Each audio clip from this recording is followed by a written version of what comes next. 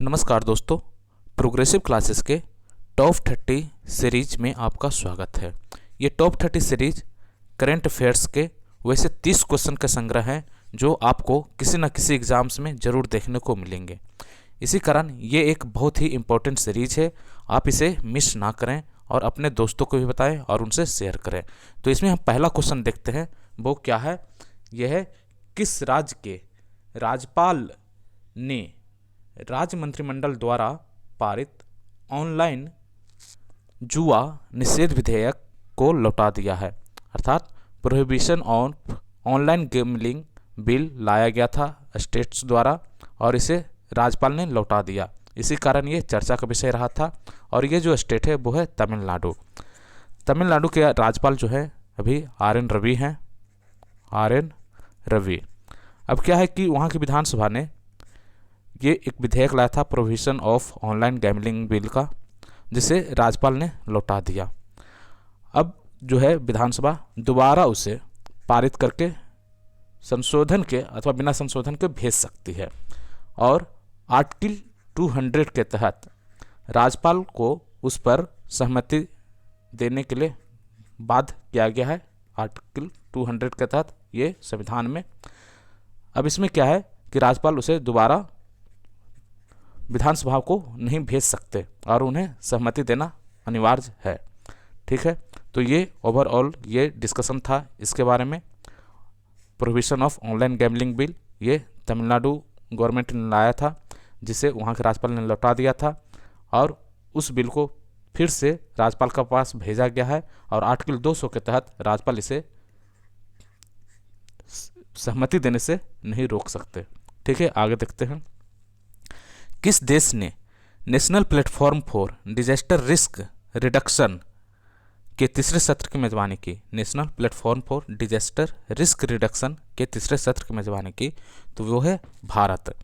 अभी न्यू दिल्ली में इसका सत्र हुआ था national platform for disaster risk reduction का। और इसमें जो है 1200 से अधिक विशेषज्ञ, चिकित्सक और जो शिक्षाविद प्रतिनिधि ये सब शामिल हुए थे। अब इसमें जो है सेंडाई फ्रेमवर्क, आप जानते हैं भारत सेंडाई फ्रेमवर्क का पालन करता है और आपदा जोखिम न्यूनीकरण के लिए 10 जो फोकस बिंदु हैं उसके लिए कटिबद्ध है या प्रतिबद्ध है। ठीक है, तो इसी के ऊपर ये सारी चर्चा हुई थी। सेंडाई फ्रेमवर्क और जो आपदा जोखिम न्यूनीकरण के जो 10 लक्ष्य हैं उसको किस तरह से गेन किया जाए उसके ऊपर इस पर चर्चा हुई थी।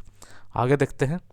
हाल ही में prevention of money laundering act को किन उत्पादों को शामिल करने के लिए विस्तारित किया गया है।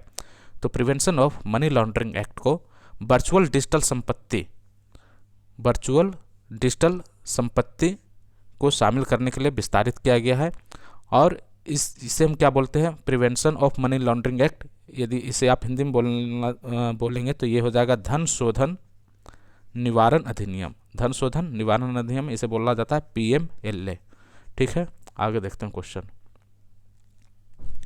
कौन सा केंद्रीय मंत्रालय स्वदेश दर्शन 2.0 कार्यक्रम लागू करता है। तो स्वदेश दर्शन ये जानते हैं, ये पर्यटन को लेकर के ये स्वदेश दर्शन कार्यक्रम चलाया जा रहा है और ये पर्यटन मंत्रालय लागू करता है।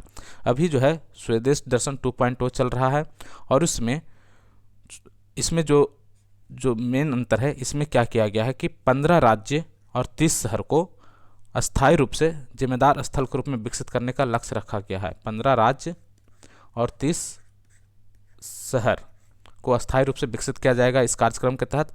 इसमें जो है गुजरात का जैसे द्वारका और धौलावीरा, गोवा का जो कोलाबा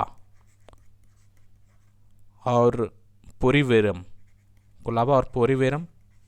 और बिहार का नालंदा और गया स्वदेश दर्शन 2.0 में शामिल है। बिहार का नालंदा और गया स्वदेश दर्शन 2.0 में शामिल है।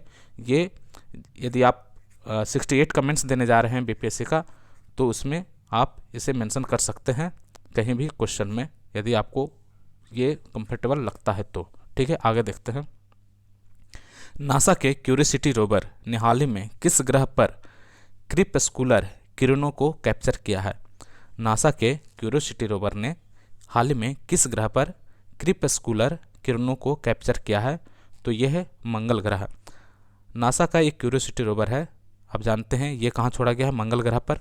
और वो क्या है कि अभी ग्रह पर क्रिपस्कुलर किरणों को कैप्चर किया है। क्रिपस्कुलर किरण क्या होता है कि वहाँ पर आप जानते हैं जो मंगल ग्रह है एक घनीभूत ग्रह है, और तो उस घनीभूषण में जब सूर्य की किरणें आई तो वहाँ पर उस रेज को कैप्चर किया गया।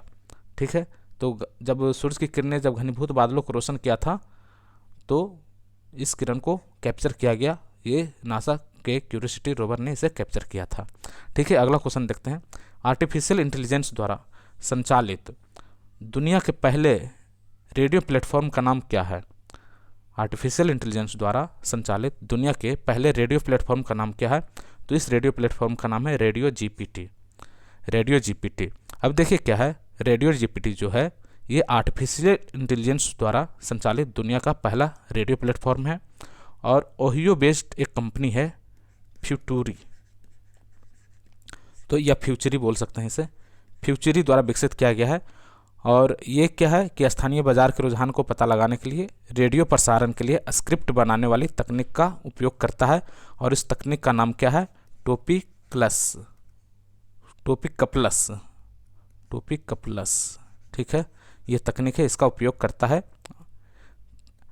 ये इसका नाम क्या है? Radio GPT. आगे देखते हैं।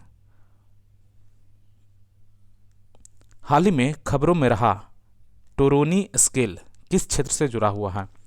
टोरोनी स्केल क्या है? ये अंतरिक्ष क्षेत्र से जुड़ा हुआ है, अंतरिक्ष विज्ञान से संबंधित है। टोरोनी स्केल क्या होता है? एक प्रणाली है जिसका उपयोग मूल्यांकन करने के लिए किया जाता है कि कोई अंतरिक्ष चट्टान है या क्षुद्र ग्रह या धूमकेतु है जो पृथ्वी से टकराएगा तो उसकी क्षमता क्या होगी, उसका पूरा एक मूल्यांकन किया जाएगा इसमें, कि उसका टाइमिंग क्या होगा, कितने स्पीड से आ रही है, ये सारी चीज़ें आपको देखने को मिलेगी। टोरोनी स्केल से ये चीज़ कैलकुलेट किया जाता है। ठीक है, आगे देखते हैं। इसी में एक चीज़ बताया गया कि 625 में से एक ऐसा मौका होता है जब कोई भी क्षुद्र ग्रह या जो चट्टान है या धूमकेतु है वो पृथ्वी से टकराता है। ठीक है, आगे देखते हैं। 2023 में एससीओ की अध्यक्षता किस देश के पास है? तो आप जानते हैं एससीओ की अध्यक्षता भी भारत के पास है। ठीक है, तो आप जानते हैं कि एससीओ जो है संघाई, इसको क्या बोलते हैं? संघाई सहयोग संगठन। तो संघाई सहयोग संगठन है, इसकी अध्यक्षता भारत 2023 में कर रहा है। और ये न्यूज़ में रहा था इसलिए कि एनएसए जो अजीत डोभाल हैं वो अभी मार्च में, इसी बीते मार्च में इसकी बैठक किए थे, इसी कारण ये चर्चा में रहा अभी। आगे देखते हैं। हाल ही में खबरों में रहा सेफ हार्बर प्रिंसिपल किस अधिनियम से संबंधित है? सेफ हार्बर प्रिंसिपल किस अधिनियम से संबंधित है? तो यह है सूचना प्रौद्योगिकी अधिनियम 2000। सूचना प्रौद्योगिकी अधिनियम 2000 से संबंधित है सेफ हार्बर प्रिंसिपल। इस अधिनियम में यह है कि जो सेफ हार्बर जो होते हैं, बंदरगाह जो होते हैं, उन्हें सेफ करने के लिए ये सिद्धांत लाया गया है। इसमें क्या है कि इंटरनेट बिचौलिए जो होते हैं, तो इंटरनेट बिचौलिए के जो प्लेटफॉर्म होते हैं उनके प्लेटफॉर्म पे यदि कोई थर्ड पर्सन या थर्ड जो एजेंट होता है उससे यदि कोई सामग्री आती है, कुछ कंटेंट आते हैं, तो उसके लिए ये जिम्मेवार नहीं होगा। इस तरह का ये कुछ प्रावधान किया गया है, और ये आईटी अधिनियम 2000 से आईटी अधिनियम 2000 से संबंधित है। ठीक है, आगे देखते हैं। किस राज्य या केंद्रशासित प्रदेश ने विभिन्न क्षेत्रों में शहरों के विकास का मार्गदर्शन करने के लिए 2041 के लिए मास्टर प्लान जारी किया है? तो ये देखिए जो डीडीए है, डीडीए दिल्ली डेवलपमेंट अथॉरिटी, तो दिल्ली जो है डीडीए जो है दिल्ली के लिए मास्टर प्लान 2041 लाया है, और इसमें शहर के विकास और उसका मार्गदर्शन के बारे में ये सारी योजना बनाई गई है। इसमें पर्यावरण, सतत विकास और नाइट इकोनॉमी को बढ़ावा देने, यहाँ के जो निवासियों हैं उसको, उसकी जीवन को गुणवत्तापूर्ण बनाने एवं रचनात्मक और जो सांस्कृतिक विकास है उस पर ध्यान देने की बात कही गई है। क्लाइमेट चेंज जो हो रहा है उसके ऊपर प्रकाश किया गया है इस पर। तो ये पूरा 2041 मास्टर प्लान बनाया गया है, और ये न्यू दिल्ली के लिए है, और किसने बनाया है? डीडीए का है ये प्रोजेक्ट। ठीक है, आगे देखते हैं। माधव राष्ट्रीय उद्यान जो हाल ही में खबरों में था किस केंद्र शासित प्रदेश में है? माधव राष्ट्रीय उद्यान जो हाल ही में खबरों में था, किस केंद्र शासित प्रदेश या राज्य के लिए है? तो वो है मध्य प्रदेश के लिए।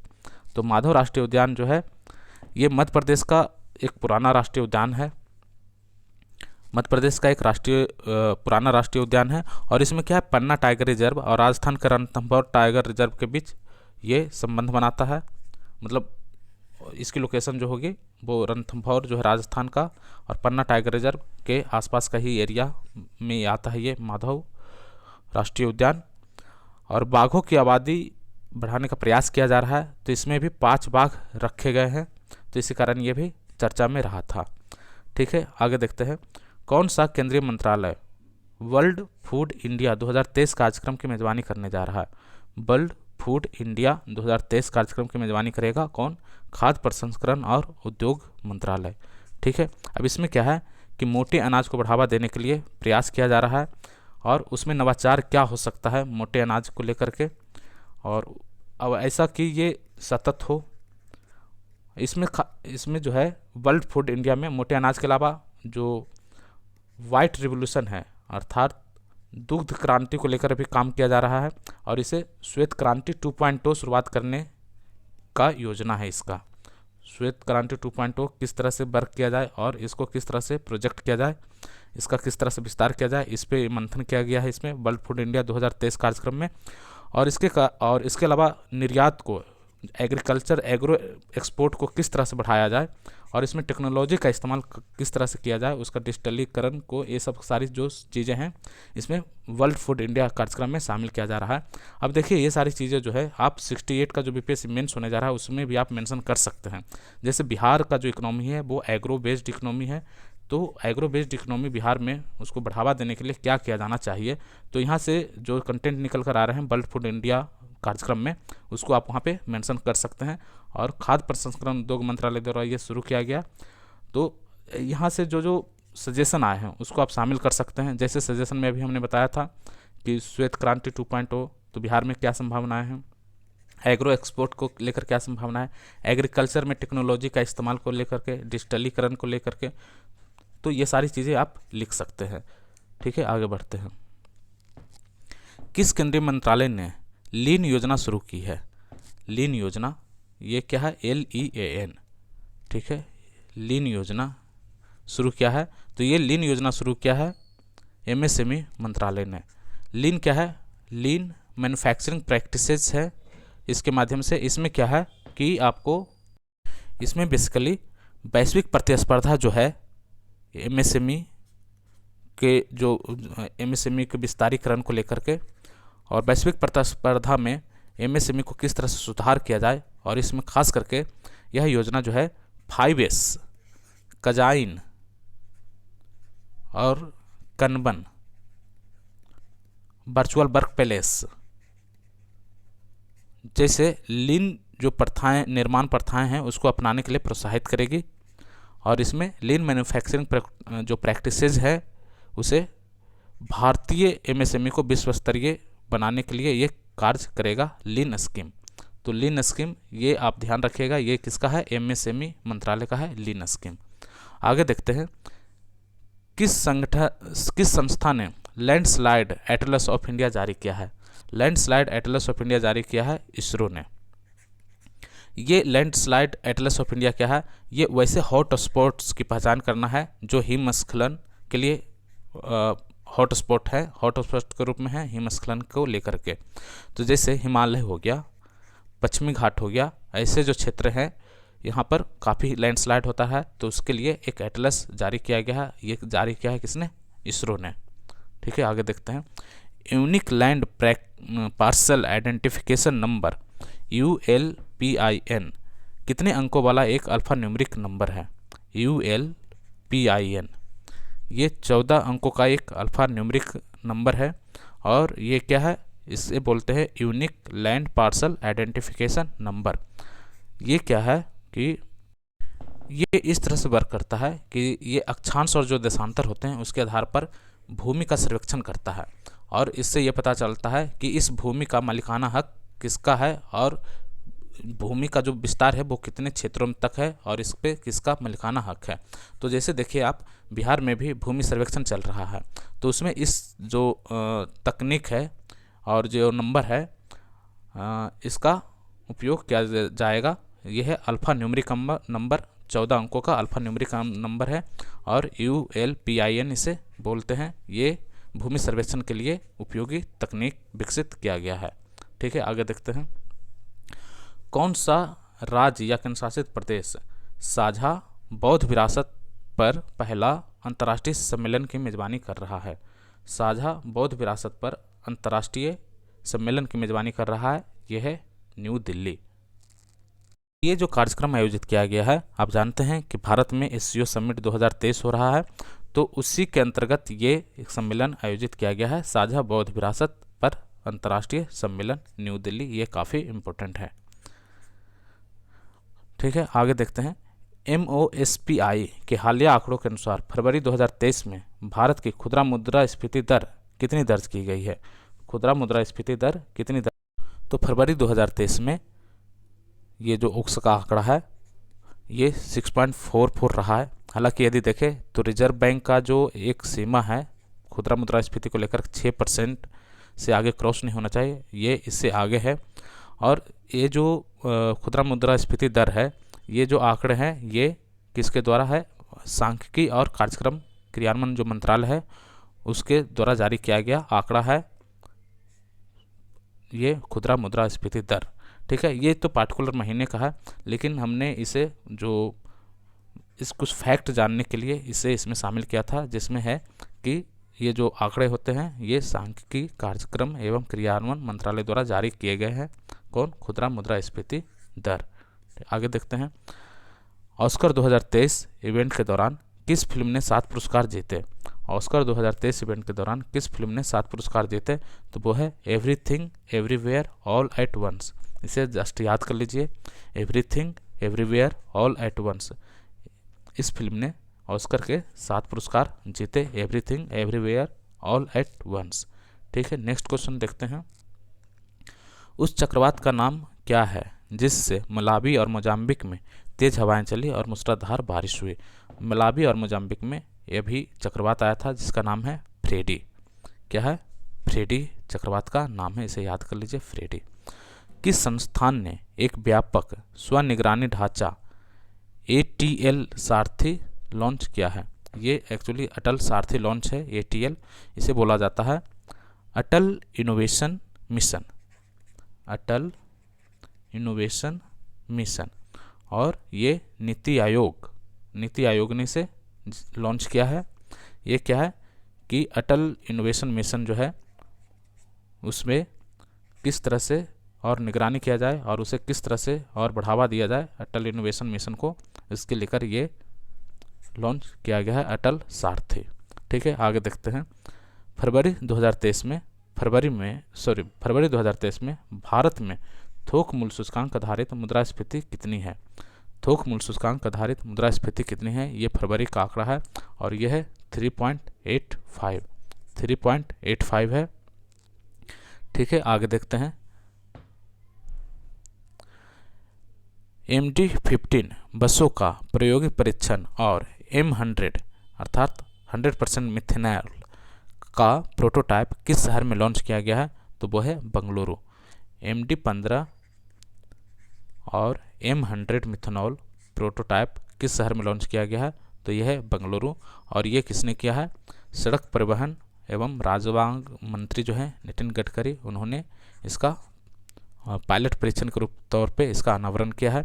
इसमें क्या है कि बस में डीजल के साथ 15% मिथेनॉल इस्तेमाल किया जाएगा। इस परियोजना को BMTC, NITI Aayog, Indian oil corporation और अशोक लेलैंड, ये चारों मिलकर इसकी साझेदारी के साथ ये जो का प्रोटोटाइप है इसे लॉन्च किया गया है। ठीक है, आगे देखते हैं। भारतीय रिजर्व बैंक ने 2023 तक कितने देशों के बैंक को रुपये में व्यापार करने की अनुमति दी थी? तो ये 18 देशों के बैंक को RBI ने रुपये में व्यापार करने की अनुमति दी है।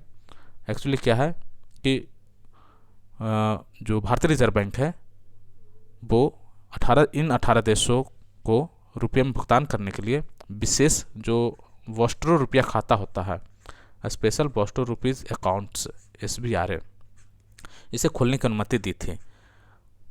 ठीक है, इसमें से 60 जो है 60 के अप्रूवल, ऐसे 60 अप्रूवल RBI ने दिए हैं पहले। इसमें जो है जो 18 देश है जो वॉस्ट्रो खाता जिन्हें खोलने की अनुमति दिया है RBI ने, वो 18 देश हैं, जैसे Botswana, Fiji, Germany, Guyana, Israel, Kenya, Malaysia, इस तरह से 18 कंट्रीज हैं। आगे देखते हैं। Semi high speed Vande Bharat express train चलाने वाली पहली महिला लोको पायलट का नाम क्या है? तो ये है सुरेखा यादव। सुरेखा यादव जो है एशिया की पहली महिला लोको पायलट रही हैं और ये semi high speed train Vande Bharat चलाने वाली पहली महिला भी बन गई हैं। ये जो सुरेखा यादव हैं ये मुंबई में सोलापुर स्टेशन जो है वहाँ से शिवाजी छत्रपति टर्मिनल के बीच जो वंदे भारत चली थी उसे चलाने वाली ये पहली महिला लोको पायलट बनी। ठीक है, आगे देखते हैं।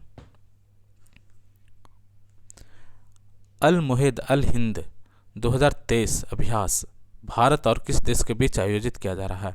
अल मुहिद अल हिंदी ये आयोजित किया जाता है सऊदी अरब के बीच में। इसे जस्ट याद कर लीजिए। अल मुहिद अल हिंदी अभ्यास भारत और सऊदी अरब के बीच में आयोजित किया जाता है।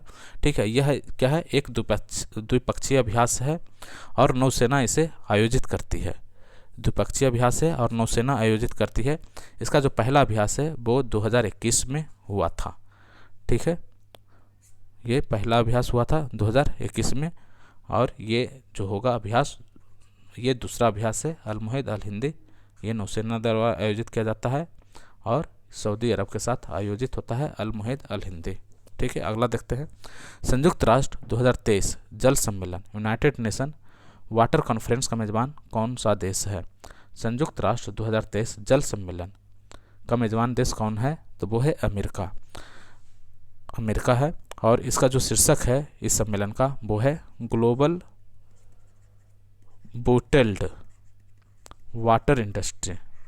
जो बोटल्ड वाटर इंडस्ट्री है उसको लेकर के ये सम्मेलन आयोजित किया गया है इसमें। और इसका जो पूरा थीम है global bottled water industry, a review of impacts and trends. A review of impacts and trends. ठीक है, तो बोतलबंद पानी उद्योग जो है उसकी जांच और उसके विस्तार और ये क्या ट्रेंड्स हैं, उसके क्या इफेक्ट्स हैं, इसके ऊपर ये चर्चा की जा रही है। यूनाइटेड नेशन 2013 वाटर कॉन्फ्रेंस ये कहाँ हो रहा है? अमेरिका में हो रहा है। आगे देखते हैं। किस देश ने सऊदी ईरान संबंध समानीकरण शांति समझौता की मध्यस्थता किया है? तो सऊदी ईरान जो संबंध अभी स्थापित हुआ है इसमें चाइना ने प्रमुख भूमिका निभाया है। ये बहुत ही बड़ा जियोपॉलिटिक्स चेंजेज है। सऊदी और ईरान के बीच समान समझौता हुआ है और ये चाइना ने करवाया है। अभी चाइना ने जो मध्यस्थता किया है तो उसका एक अपना हित होता है, आप जानते हैं। तो उसका एक बड़ा हित ये अब देख रहा है चाइना कि पश्चिम एशिया में उसका एक बड़ा प्रभाव स्थापित हो सकता है और उसका इकोनॉमिक्स और पॉलिटिकल जो फ़ायदा है उसे मिलने की संभावना है, खास करके जो वेस्टर्न कंट्री या अमेरिका है उसके रिस्पेक्ट में। तो ये सारी चीज़ें ये की गई है। सऊदी और ईरान के बीच जो शांति समझौता हुआ है उसकी मध्यस्थता चाइना ने किया है। ठीक है, आगे देखते हैं। हाल ही में खबर में रहा बरदा वन्यजीव अभयारण्य किस राज्य या केंद्र शासित प्रदेश में है? तो बरदा वन्यजीव अभयारण्य गुजरात में है। ठीक है, और इसमें क्या है 40 शेर को यहाँ पर स्थानांतरित किया गया है, इसी कारण ये न्यूज में रहा था बरदा वन्यजीव अभयारण्य। आगे देखते हैं। किस राज्य या केंद्र शासित प्रदेश ने कोडवा हॉकी महोत्सव की मेजबानी किया है? कोडवा हॉकी महोत्सव का मेजबानी किया है कर्नाटका ने। इसे जस्ट याद कर लीजिए, कर्नाटका ने कोडवा हॉकी महोत्सव को मेजबानी किया है। ठीक है, आगे देखते हैं। कौन सा शहर वैश्विक मिलेट्स या श्री अन्न सम्मेलन का मेजबान है? तो श्री अन्न आप जानते हैं जो मोटा अनाज है उसे श्री अन्न कहा जाता है। श्री अन्न कहा जाता है मोटा अनाज को। ठीक है, और इसका सम्मेलन हुआ है वैश्विक मिलेट सम्मेलन 2023। आप जानते हैं मिलेट ईयर मनाया जा रहा है यूएन का। तो वैश्विक मिलेट सम्मेलन का मेज़बान कौन है? न्यू दिल्ली है। ठीक है, न्यू दिल्ली है। आगे देखते हैं। सॉरी, ये 30 क्वेश्चन कंप्लीट हो गया है। अब हम अगले वीडियो में मिलेंगे आपसे। तब तक के लिए धन्यवाद। और इस जो वीडियो है इसे आप शेयर करते रहें और इस चैनल को सब्सक्राइब कर लें ताकि आपको इसका बेनिफिट मिलता रहे। Thank you very much.